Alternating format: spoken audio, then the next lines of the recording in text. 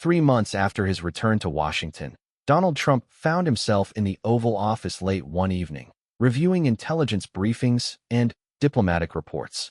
The ornate room, with its historic decor and symbols of American power, usually filled him with a sense of personal achievement and authority. Tonight, however, his mind kept drifting back to a palace courtyard in London and a young British soldier who had taught him more about leadership than years of business negotiations and political campaigns. The lesson had been subtle but profound, delivered not through confrontation or criticism, but through the simple demonstration of unwavering principle in the face of pressure. Guardsman Whitmore had shown him something that all his wealth and position had never been able to purchase: the respect that comes from serving something larger than oneself. Trump's approach to international relations had begun to evolve in ways that surprised both his supporters and his critics. Where once he might have viewed diplomatic protocol as weakness or unnecessary ceremony, he now understood it as the framework that made meaningful cooperation possible between nations with different values and traditions. The change was most evident during his subsequent meeting with the Japanese emperor several weeks after the London visit. Instead of focusing on displays of American power or attempts to dominate the conversation, Trump had taken time to learn about the ceremonial aspects of the encounter, the historical significance of the protocols, and the cultural values they represented. When the emperor had performed a formal bow according to Japanese custom, Trump had reciprocated with appropriate respect rather than viewing it as a challenge to his authority. The gesture had been noticed by diplomatic observers around the world, signaling a new maturity in the American president's approach to international engagement. Back in London, Guardsman James Whitmore had been promoted to Lance Corporal and was now training new recruits in the exacting standards required for palace duty. The story of his encounter with the American president had become legendary within the regiment, though James himself never spoke of it publicly.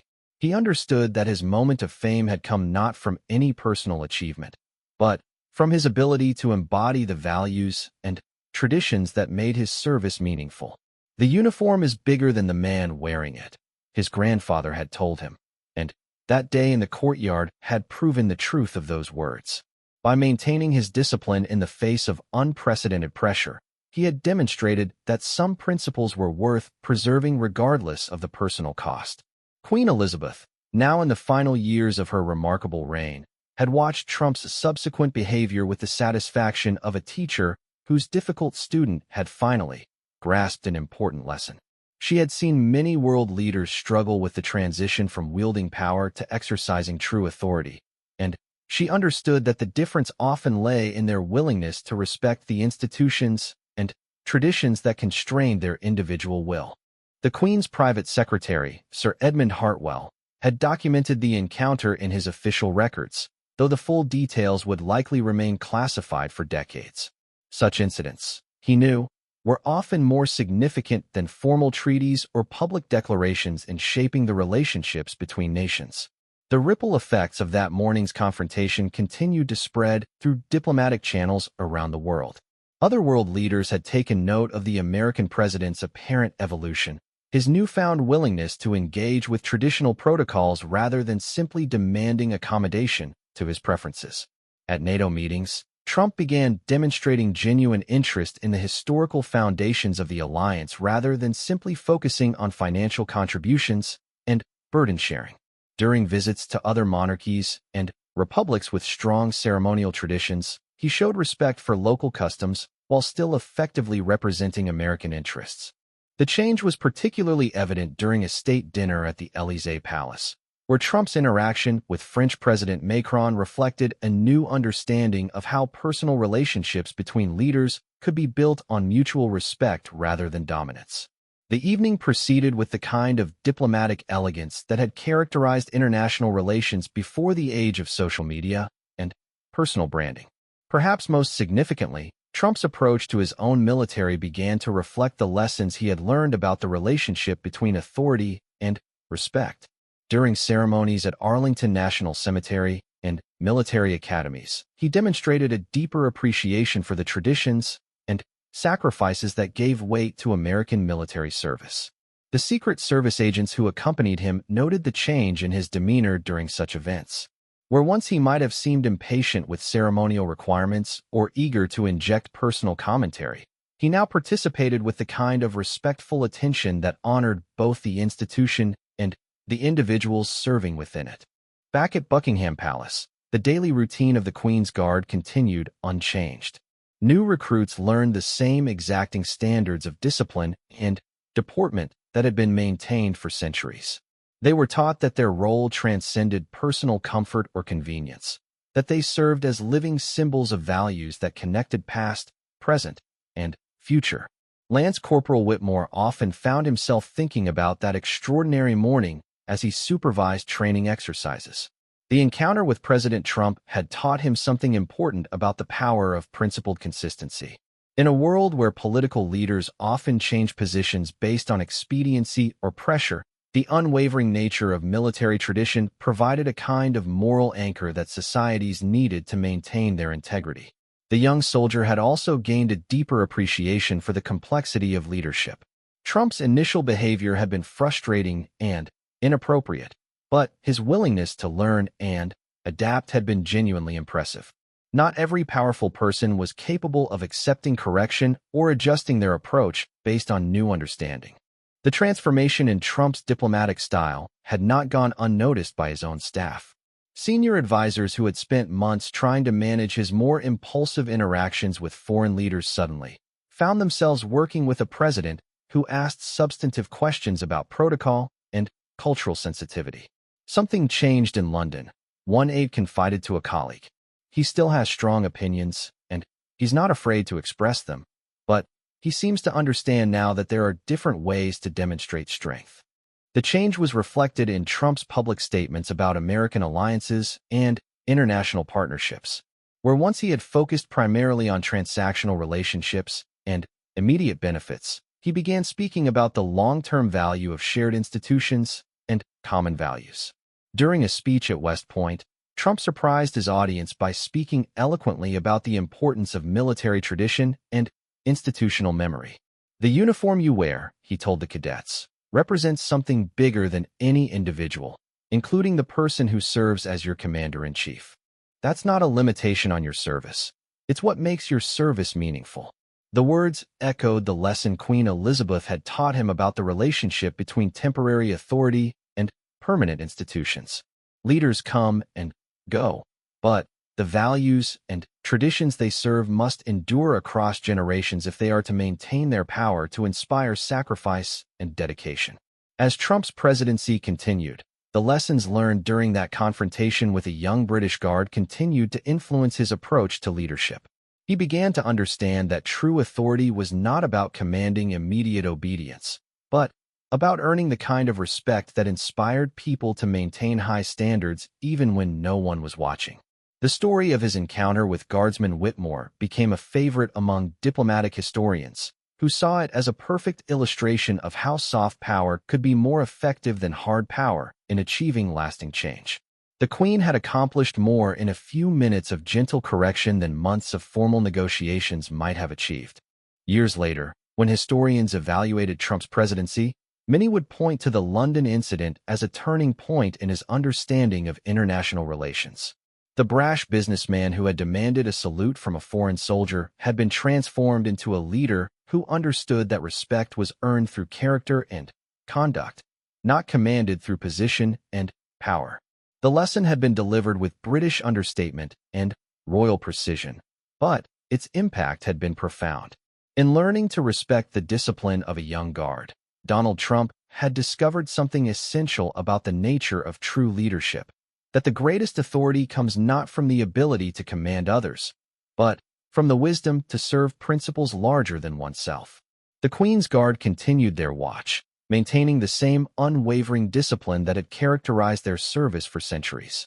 Their silent vigil served as a reminder that some values transcend the temporary concerns of politics and personal ambition, anchoring societies in principles that endure long after individual leaders have passed into history.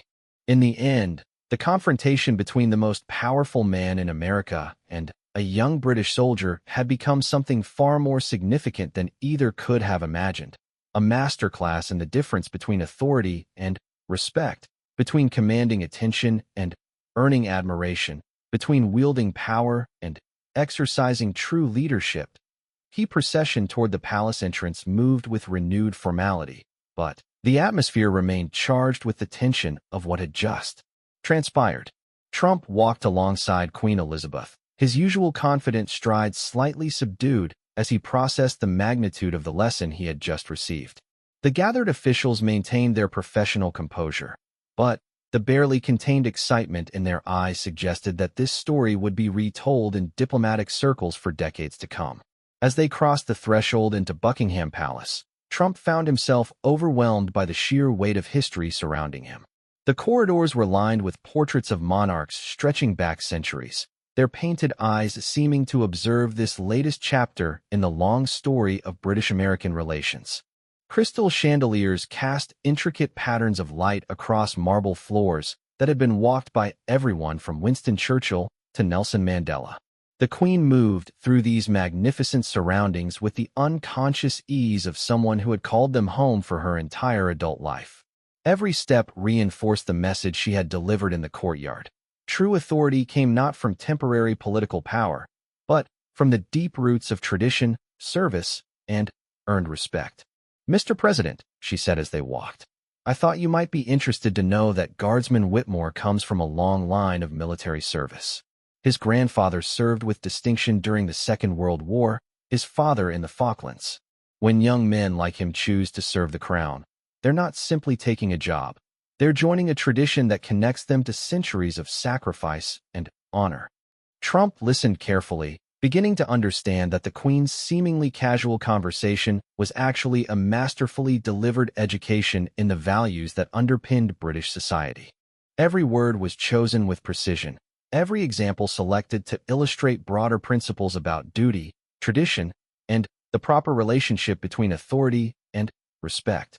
"I can appreciate that," he replied, though his tone suggested he was still struggling to fully grasp the implications.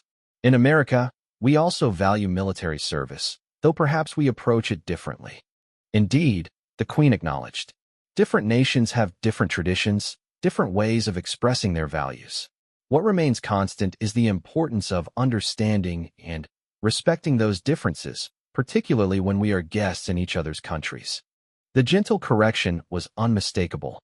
Trump was being reminded, in the most diplomatic possible terms, that his behavior in the courtyard had violated the basic protocols of international courtesy. The Queen was giving him an opportunity to learn from his mistake, but she was also making it clear that such understanding was not optional for leaders who wished to be taken seriously on the world stage. They entered the white drawing room, where a carefully arranged seating area awaited their private conversation. The room was a showcase of royal splendor, silk-covered walls, priceless antiques, and artwork that represented some of the finest cultural achievements in British history.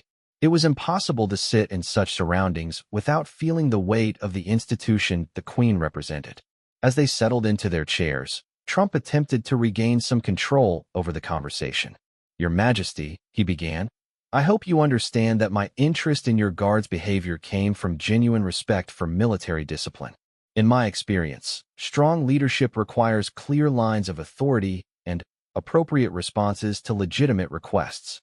The Queen smiled politely, the same expression she had used when receiving dozens of world leaders who had tried to explain their way out of diplomatic blunders. "Of course, Mr. President. Though I'm curious about your understanding of legitimate requests.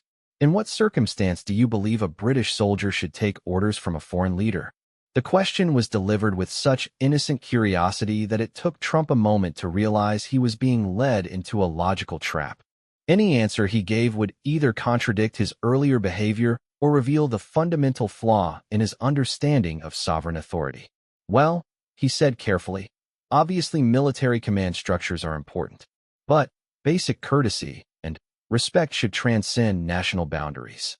"An interesting perspective," the Queen replied, "though I wonder if you would expect the same courtesy from American soldiers toward foreign visitors. Would a guard at the White House be expected to salute, say, the President of Russia if he demanded it?" Trump's discomfort was becoming visible. The Queen had just forced him to confront the absurdity of his earlier demands by reversing the scenario. The idea of a foreign leader commanding American troops was obviously unthinkable, which made his expectations of British soldiers equally unreasonable. That's different, he said, though he couldn't quite articulate why. Is it? The Queen asked gently. How so?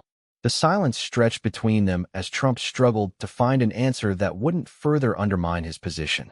The Queen waited patiently, having learned long ago that sometimes the most effective diplomatic strategy was simply allowing opponents to recognize the inconsistency of their own arguments. Meanwhile, outside in the courtyard, Guardsman James Whitmore continued his duty, though his mind was still processing the extraordinary encounter he had just witnessed. Word of the confrontation was already spreading through the palace staff, and he knew that his handling of the situation would become part of the regiment's folklore. His training officer, Sergeant Major Harrison, appeared at his side with the discreet efficiency that characterized all palace operations. "Everything all right, Whitmore?" he asked quietly, though his tone suggested he already knew about the incident. "Yes, sir," James replied, maintaining his forward stare. "No difficulties." "Good man," the sergeant major said with obvious approval. "The Queen herself mentioned your conduct to Colonel Mitchell. Seems you've reminded certain people about the importance of proper military bearing." James felt a surge of pride at the recognition, but he also understood the broader implications of what had happened. His unwavering discipline had become a symbol of British military values, a demonstration that some things remained unchanged regardless of political pressures or diplomatic considerations. Back in the White Drawing Room, the Queen was continuing her gentle but relentless education of the American president. "You know, Mr. President," she said, "in my many years of receiving foreign leaders, I found that those who command the greatest respect are often those who demonstrate the deepest understanding of other cultures and traditions. I pride myself on understanding people," Trump replied, though his confidence sounded somewhat forced. "It's one of the keys to successful negotiation and deal-making." "Undoubtedly," the Queen agreed, "though I suspect that understanding people and understanding institutions may require different skills. Guardsman Whitmore, for example, was not responding to you personally. He was fulfilling his institutional role. The discipline you observed is not meant as disrespect to visitors, but rather as a demonstration of the constancy and reliability that makes our institutions trustworthy." Trump found himself nodding along, beginning to grasp the distinction the Queen was drawing. Throughout his business career, he had focused on personal relationships, individual negotiations, and direct challenges to opponents. The idea that some forms of authority operated according to impersonal principles was foreign to his experience. "So when your soldier ignored me," he said slowly, "he wasn't being disrespectful to me personally. He was upholding the integrity of his role." "Precisely," the Queen confirmed, her approval genuine for the first time since their conversation began. "And, in doing so, he was actually paying you the highest possible compliment. He was demonstrating that our institutions are strong enough and reliable enough to be worthy of your trust." The concept was revolutionary for Trump, who had built his entire approach to leadership around personal dominance and individual authority. The idea that strength could be demonstrated through consistency rather than flexibility, through adherence to principle rather than adaptation to power, was completely outside his worldview. "I think I'm beginning to understand," he said, and, for the first time, his tone carried genuine reflection rather than defensive positioning. "Your traditions aren't obstacles to overcome. They're foundations that support everything else. Now you're beginning to sound like a statesman rather than just a politician," the Queen observed with a slight smile. "The difference is that statesmen understand that their temporary authority is strengthened, not weakened, by respecting the permanent institutions that will outlast them." The conversation continued for another hour, covering topics ranging from the role of tradition in modern governance to the importance of institutional memory in maintaining social stability.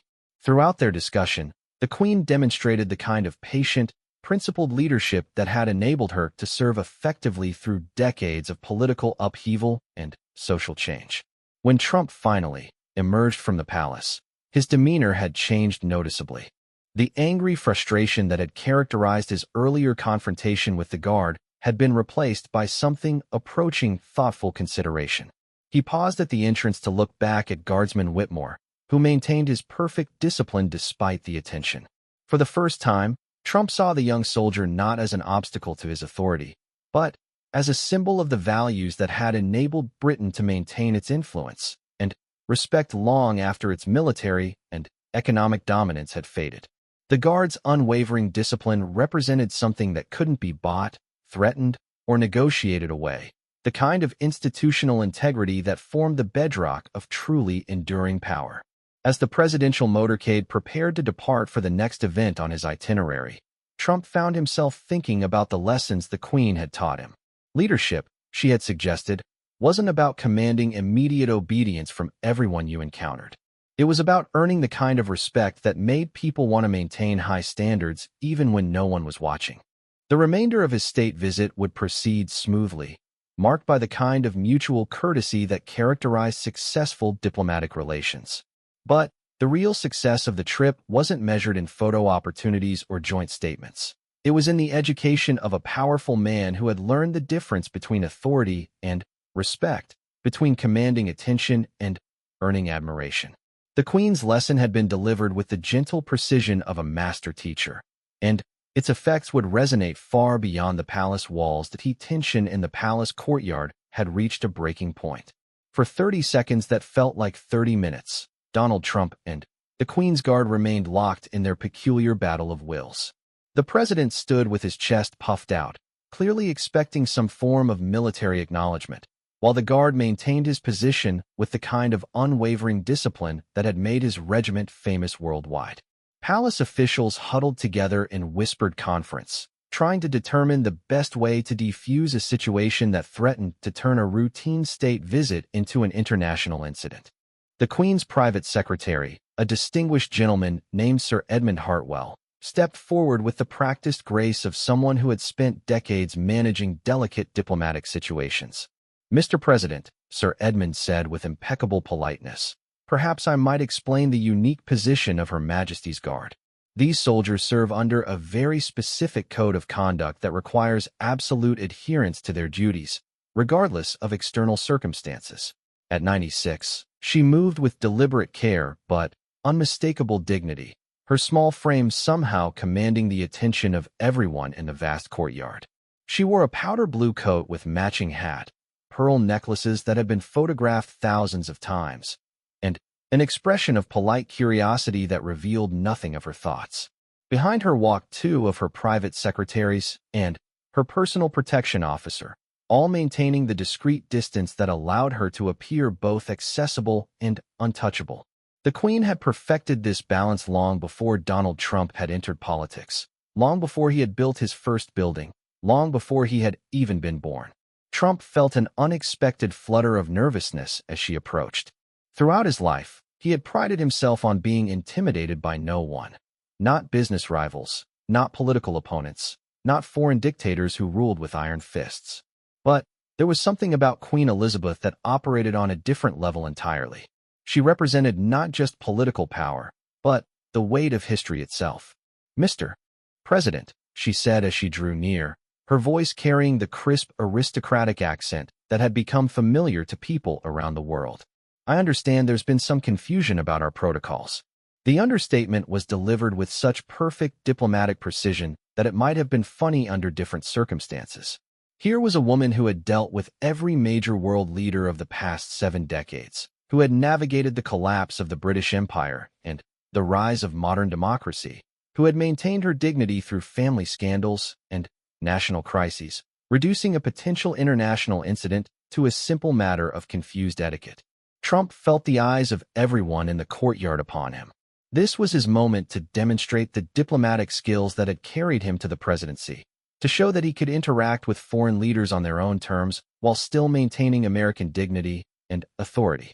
"Your Majesty," he began, straightening his tie in a gesture that had become automatic whenever he felt the need to project confidence. "I was simply trying to show respect for your military traditions, but it seems your Guard here doesn't understand the concept of acknowledging legitimate authority."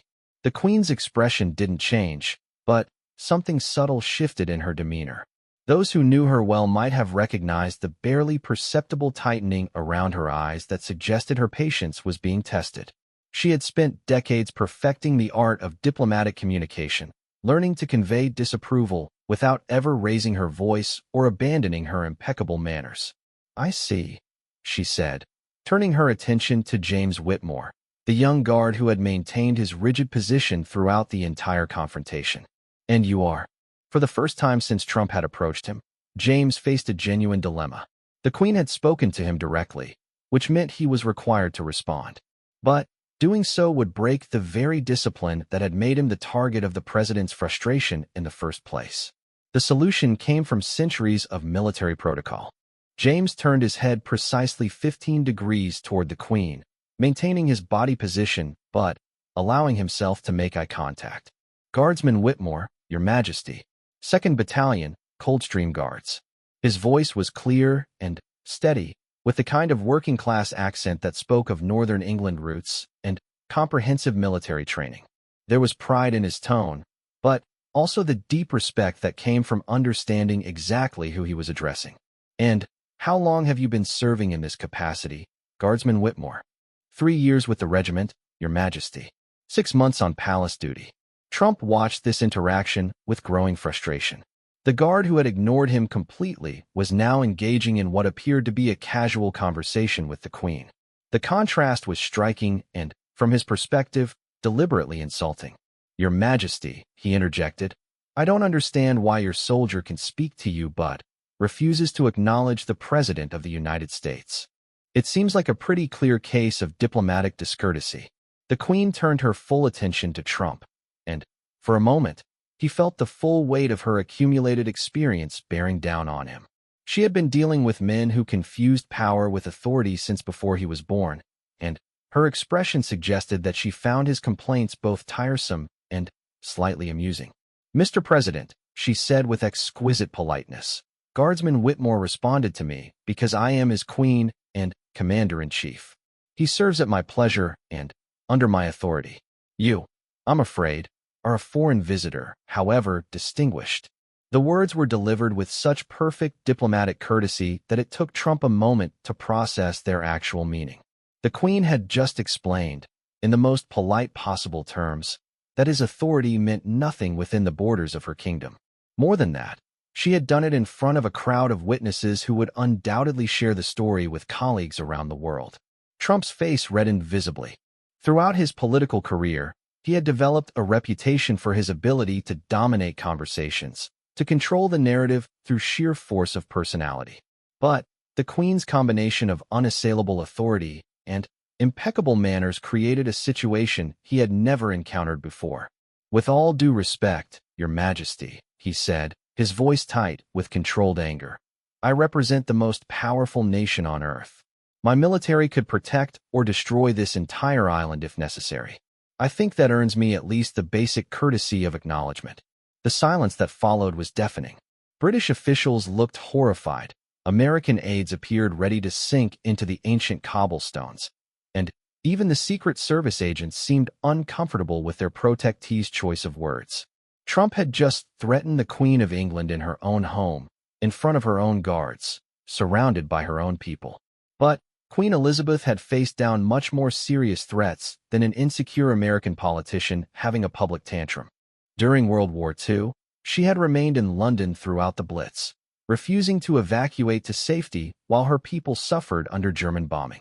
She had watched the British Empire transform into the Commonwealth, had seen her nation's role in the world evolve from global superpower to influential middle power, had adapted to changes that would have broken lesser leaders.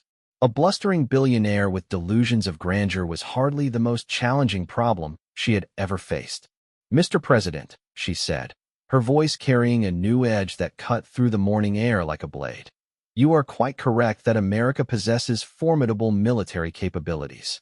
However, you seem to have forgotten that strength and respect are not the same thing. One can be imposed by force. The other must be earned through character and conduct." The words hit Trump like a physical blow. The Queen had just delivered a lecture on leadership to the leader of the free world, and she had done it with such devastating politeness that he couldn't even claim to have been insulted.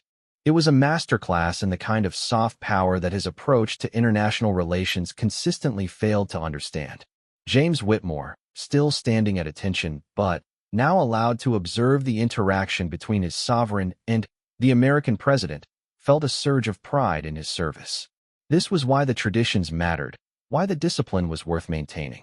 The Queen's authority didn't come from military might or economic leverage. It came from the respect she had earned through decades of service, sacrifice, and unwavering commitment to her duty. Trump struggled to formulate a response that would allow him to maintain some semblance of dignity. He was accustomed to dealing with opponents who played by the same rules he did, business rivals who could be bought, politicians who could be intimidated, foreign leaders who responded to displays of American power. The Queen operated according to entirely different principles, and he found himself completely out of his depth. "I think there's been a misunderstanding here," he said finally, his tone suggesting an attempt at diplomatic retreat. "I was simply trying to show appreciation for your military traditions. If I've somehow given offense, that certainly wasn't my intention." It was a classic Trump maneuver. Claim misunderstanding rather than admit error, suggest that others had misinterpreted his clear intentions, maintain plausible deniability while attempting to escape an uncomfortable situation. But the Queen had been dealing with such tactics since before he was born. "I'm sure that's true, Mr. President," she replied, her tone suggesting that she found his explanation about as convincing as a child's claim that the broken vase had somehow destroyed itself. "Perhaps this incident can serve as a useful introduction to British customs and traditions. We do things rather differently here." The gentle rebuke was devastating in its understated precision. The Queen had just suggested that Trump's behavior revealed his ignorance of basic diplomatic protocol, and she had done it in a way that left him no room for comeback without appearing even more boorish than he already had. Guardsman Whitmore resumed his forward stare, though he remained acutely aware of the drama playing out beside him. His training had prepared him for many things, but witnessing a verbal duel between his sovereign and a foreign head of state was definitely not covered in any manual he had studied. The crowd of observers remained frozen in fascination and horror. This was the kind of diplomatic incident that would be analyzed by foreign policy experts for years to come, the sort of cultural clash that revealed fundamental differences in how power was understood and exercised on opposite sides of the Atlantic. Trump made one final attempt to salvage the situation. "Perhaps," he said, forcing a smile that looked more like a grimace, "we could start over. I'd be honored to learn more about your traditions during my visit." The Queen regarded him with the same expression she might use when observing a not particularly bright child who had finally stumbled onto the correct answer after numerous hints. "I think that would be wise, Mr. President. Understanding tradition is often the first step toward earning the respect of those who maintain it." The message was crystal clear. Respect was not something that could be demanded or commanded, regardless of one's political position or military capabilities. It had to be earned through conduct that demonstrated understanding of and appreciation for the values and customs of others. As the group began to move toward the palace entrance, Trump cast one final glance at Guardsman Whitmore, who had resumed his statue-like vigil. The young soldier's perfect discipline no longer seemed like an insult. It had become a lesson in the difference between true authority and mere power. Turned his attention to the official, his face still flushed with frustration. "I understand codes of conduct," he replied curtly. "I also understand chain of command and military courtesy. What I don't understand is why a soldier would ignore a direct order from an allied head of state." "With the greatest respect, sir," Sir Edmund continued, "the Queen's Guard don't take orders from anyone except their own officers and, ultimately, Her Majesty herself. It's not a matter of disrespect, it's simply how our system works." The explanation did nothing to mollify Trump's growing irritation. If anything, it seemed to make the situation worse. The idea that these soldiers answered only to the Queen struck him as an outdated relic of a bygone era, completely inappropriate in the modern world where America's military might dwarf anything the British could field. "Your system," Trump said, emphasizing the word with obvious disdain, "needs updating. In the real world, respect flows upward to those who've earned it through achievement and position." The Queen's Guard, whose name was actually James Whitmore though no one in the courtyard knew it, felt the weight of the moment pressing down on him. At 24, he had been serving in the Coldstream Guards for 3 years, and this posting at Buckingham Palace represented the pinnacle of his military career so far. He had dreamed of this position since childhood, inspired by stories his grandfather told about serving the crown during World War II. James had undergone months of additional training to earn his place among the Queen's Guard. The physical requirements were demanding enough, standing perfectly still for hours in all kinds of weather, maintaining precise military bearing at all times, ignoring distractions that would break the concentration of ordinary soldiers. But the mental discipline required was even more challenging. He had been taught that his duty transcended personal comfort, public opinion, and even common social courtesy.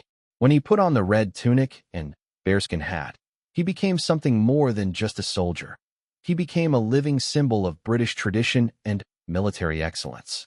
That symbolism was worth preserving, even if it meant enduring the anger of powerful men who didn't understand its importance. Trump's patience was wearing dangerously thin.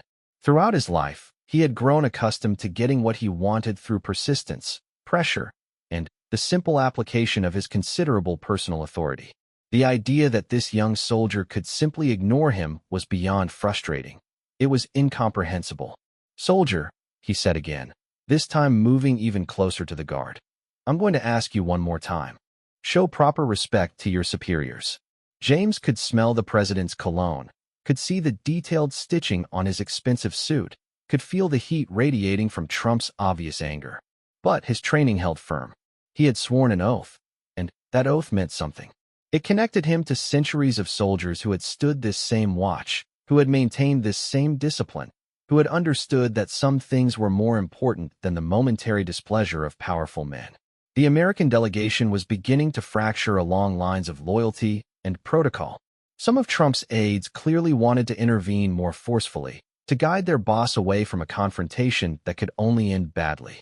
Others seemed to share his frustration with what they perceived as British arrogance and outdated ceremony.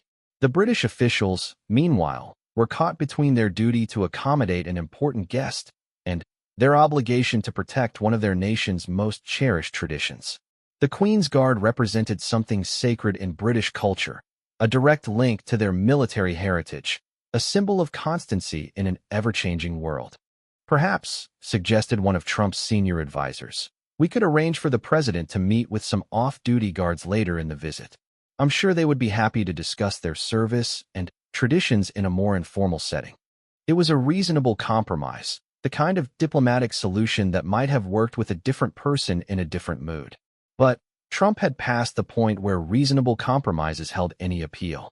He felt disrespected, and, more importantly, he felt that America itself was being disrespected by proxy. "I don't want to meet with them later," he said firmly. "I want this soldier to acknowledge me right now. It's a simple matter of basic military courtesy." The standoff continued, and word of it began to spread throughout the palace. Staff members who had been preparing for the formal ceremonies started to whisper among themselves. This was unprecedented. Visiting heads of state simply didn't engage in confrontations with the Queen's Guard.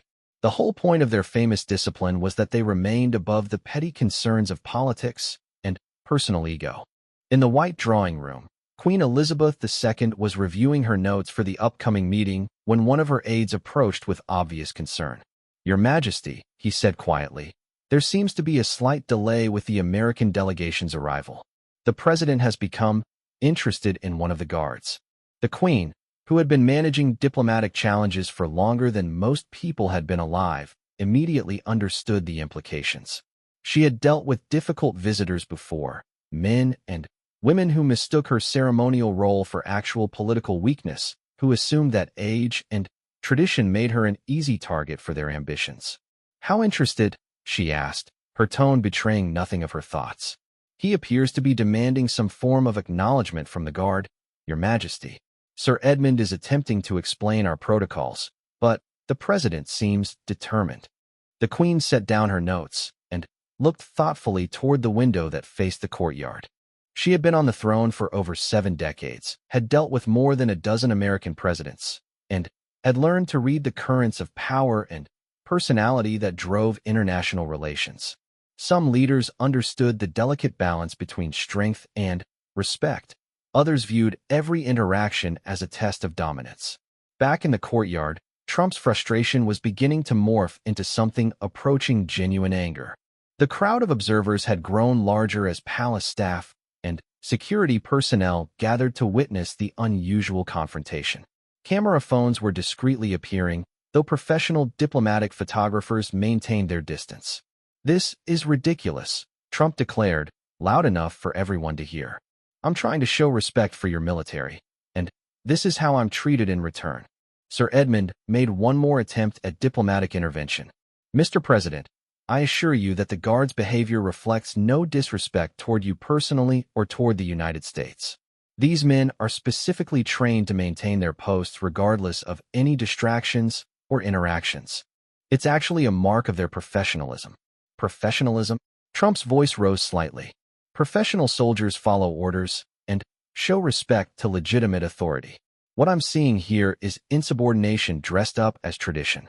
James Whitmore felt sweat beginning to form under his heavy bearskin hat, but his expression remained unchanged. He had been trained for situations like this, though perhaps not exactly like this. The instructors had told stories of guards who had maintained their posts while tourists threw things at them, while protesters shouted inches from their faces, while birds built nests in their hats. But those instructors had never mentioned what to do when the President of the United States stood 3 feet away demanding a salute. The young guard's mind wandered briefly to his grandfather, who had served with distinction during the London Blitz. The old man had told him stories about standing watch while German bombs fell around the city, about maintaining discipline when the world seemed to be ending. "The uniform is bigger than the man wearing it," his grandfather had said. "When you put it on, you represent something that's lasted for centuries. Don't be the one who breaks that chain." Trump stepped back slightly and surveyed the crowd that had gathered. He could see the mixture of fascination and horror on their faces, the careful diplomatic masks that barely concealed their shock at what was transpiring. These people didn't understand him, didn't appreciate his directness or his unwillingness to be bound by their outdated protocols. "Fine," he said suddenly, his voice carrying across the courtyard. "If you won't salute me as President of the United States, then salute me as a fellow human being who's trying to show you respect." It was an odd request, almost touching in its frustrated sincerity. For the first time since the confrontation began, some of the observers felt a flicker of sympathy for the American president. Stripped of political posturing, it sounded like the plea of a man who simply wanted to be acknowledged. But James Whitmore's training was absolute. He couldn't salute Trump as a human being any more than he could salute him as a president. The moment he broke character, the moment he acknowledged the world around him, he would cease to be a Queen's Guard and become just another soldier in a fancy costume. The silence stretched on, broken only by the distant sounds of London awakening to another day. Somewhere in the palace, preparations for the state visit continued. But here in the courtyard, time seemed suspended in this bizarre test of wills between the most powerful man in America and a young British soldier who refused to bend. Then, from the palace's main entrance, came the sound of measured footsteps on marble. Someone was approaching, someone whose arrival caused the gathered officials to straighten their postures and adjust their expressions. The Queen herself was coming to see what all the fuss was about. Trump turned toward the sound, sensing that the dynamic was about to change dramatically.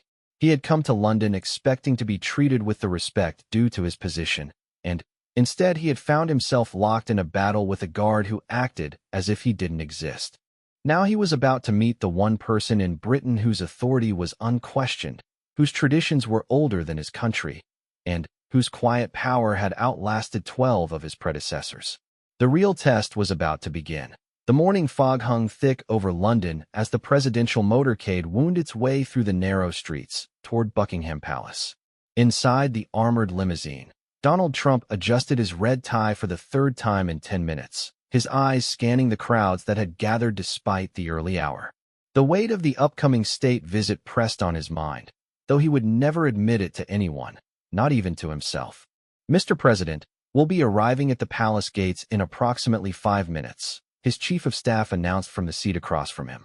Remember, the protocol briefing covered the specific procedures for greeting Her Majesty and the royal family.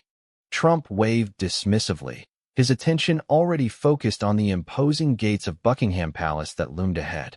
The ornate ironwork gleamed despite the overcast sky, and, beyond them, he could see the red-coated figures of the Queen's Guard standing at attention.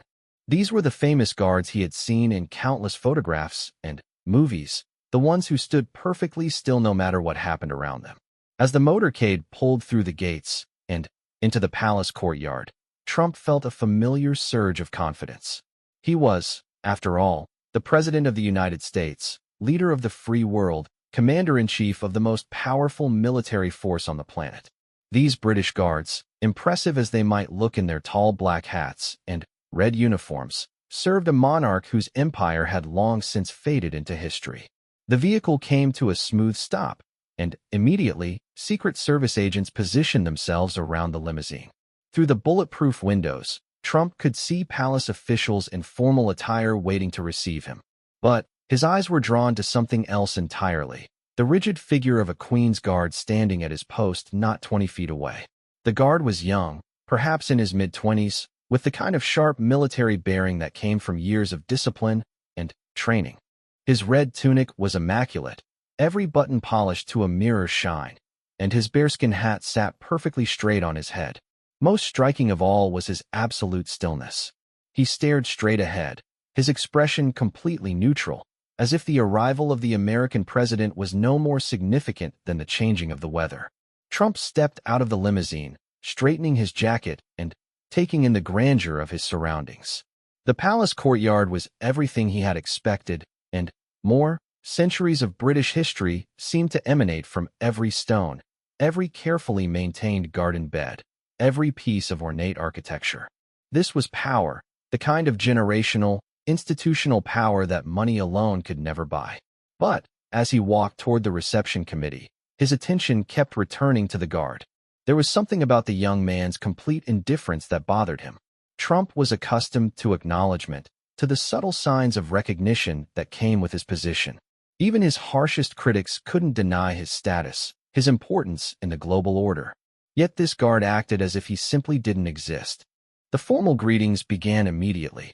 Palace officials, diplomats, and members of the royal household stepped forward to welcome the American delegation.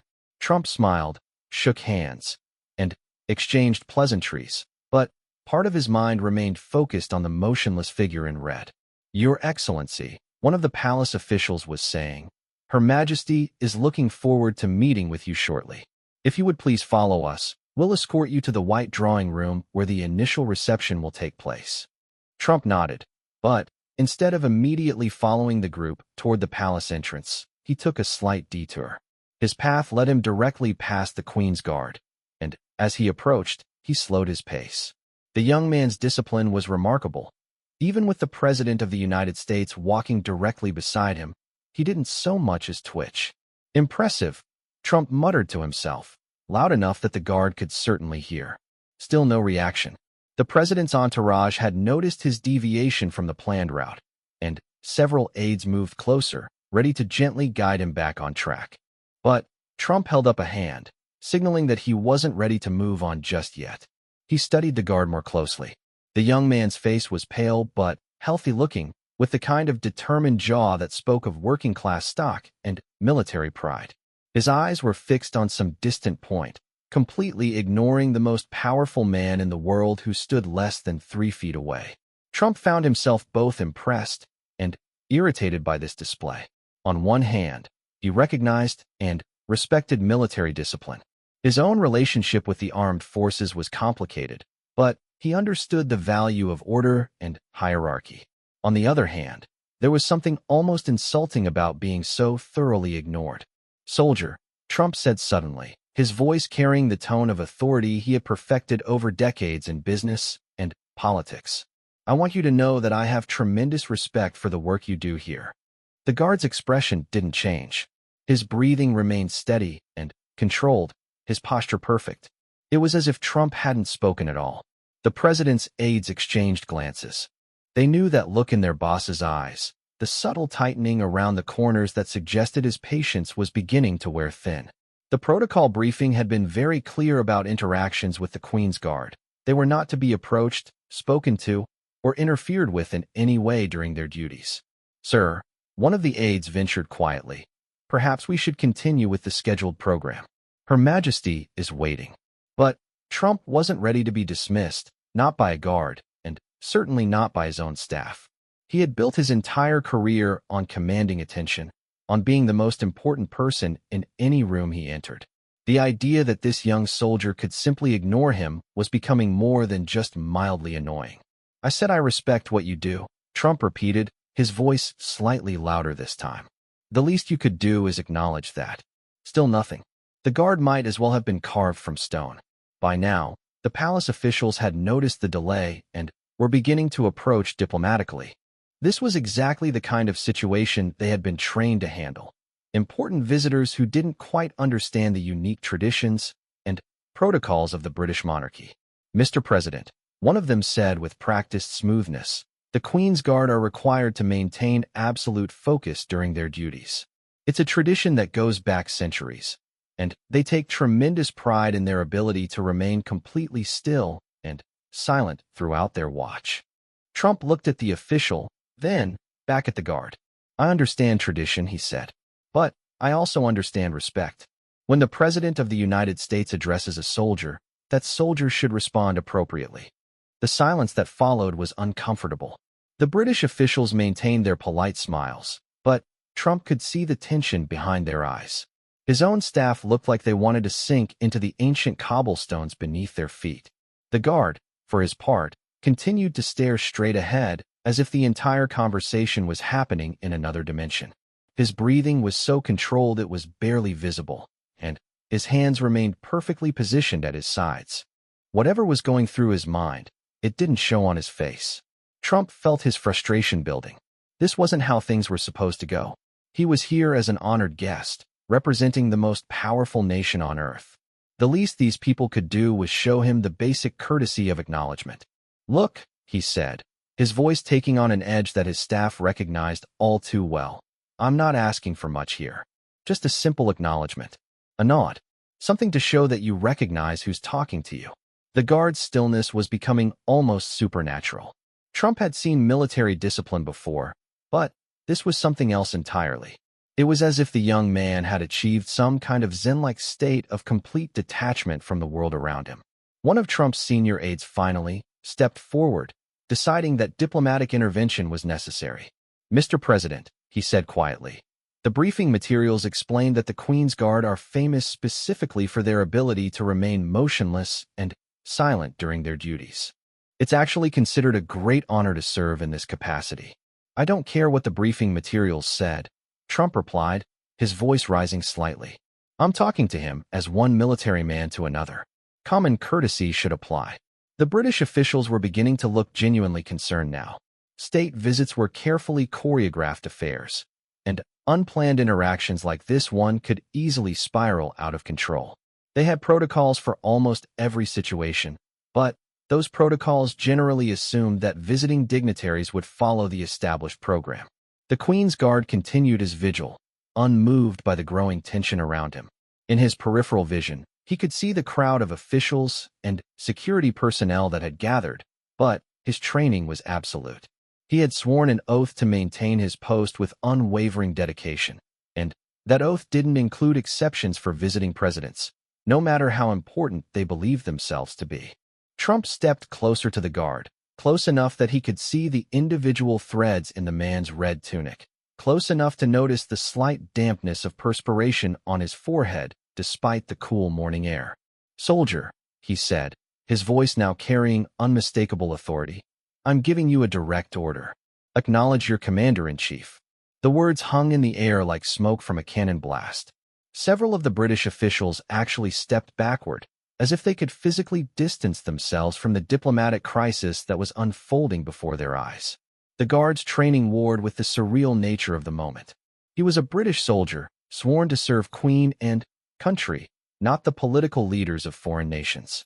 His duty was clear, even if the situation was unprecedented. He remained motionless, his eyes fixed on the horizon, his breathing steady and controlled. The silence stretched on for what felt like hours, but was probably only seconds. Trump could feel the eyes of everyone in the courtyard on him, waiting to see how he would respond to this unprecedented act of defiance. His face reddened slightly, and his jaw clenched with the kind of barely controlled anger that had become his trademark in difficult situations. "Fine," he said finally, his voice tight with frustration. "If that's how you want to play this game, we can play this game." The British officials exchanged alarmed glances. Whatever was about to happen, they could sense that it wasn't going to improve the situation. The carefully planned state visit was beginning to veer wildly off course, and they were powerless to stop it. Trump straightened his shoulders and assumed what he clearly believed was a position of military authority.